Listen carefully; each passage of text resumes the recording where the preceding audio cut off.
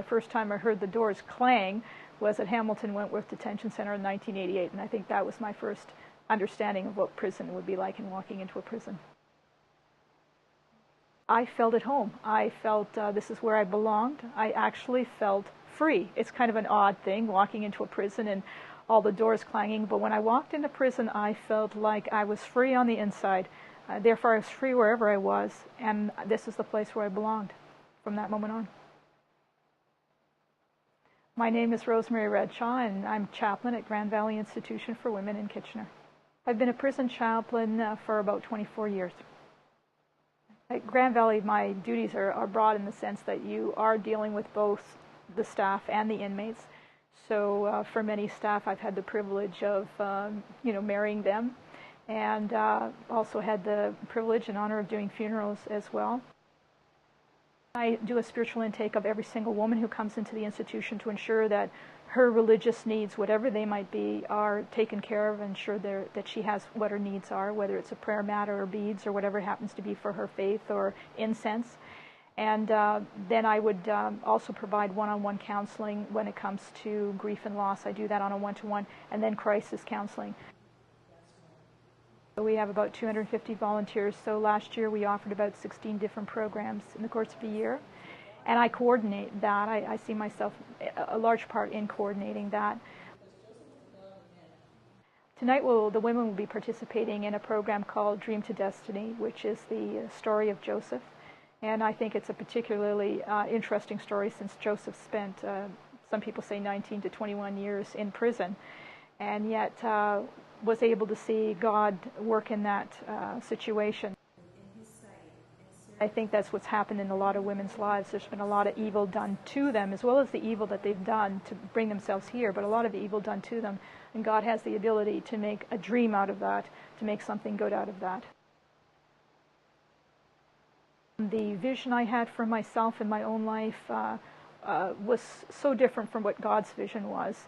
And He took me to places and beyond what I ever thought my capabilities were.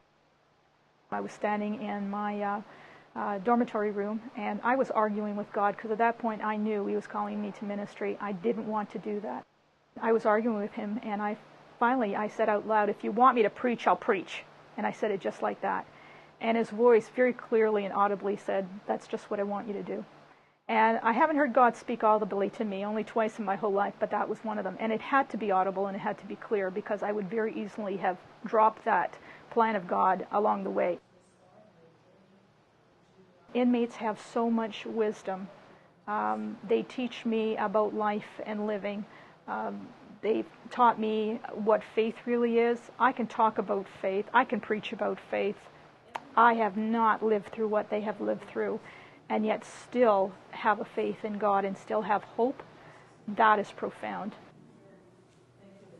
I have had too many moments where there have been miraculous moments where God has been there, and they tell you stories where it just makes the hair stand on your head, knowing that God was there in this place for them, and being a part of that, it's really a privilege, actually.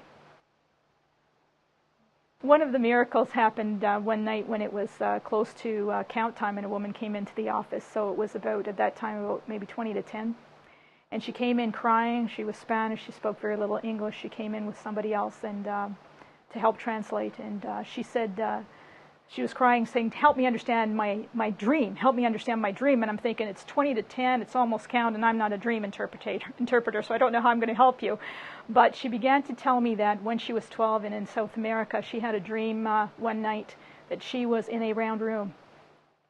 And Jesus was in the center of the room, and He was calling her to come in. And she said to me, "I had that dream once. I never had it again. It frightened me so bad I came crying into the room where my babysitter was." And she said, "It's okay." It never came back to me again until I walked into Grand Valley, and I went past that circular room, which is our spirituality center, and I grabbed the woman beside me and I said, "That's the room! That's the room!" And she said, "I came for a Roman Catholic worship." And the room was set up, and there's a circle of chairs, and I walked in, and there was a man in the middle of the room in a white robe. And he said to me, "Come on in, come into the room." And I was so scared, I couldn't understand him anymore. And I said to him in Spanish, "I don't know what you're saying." And it happened to be Father Paul Voisin, who was a missionary in South America, who responded to her in Spanish and said, come on in, come into the room. And she said, why did God bring me here? Why did he make me come here to hear that? And I said, he didn't bring you here. Your choices brought you here. But he knew you would come here. And he's still standing in the middle of the room saying, come on in, come into the room. And I said to her, what will you do now? I've never seen her again after she left.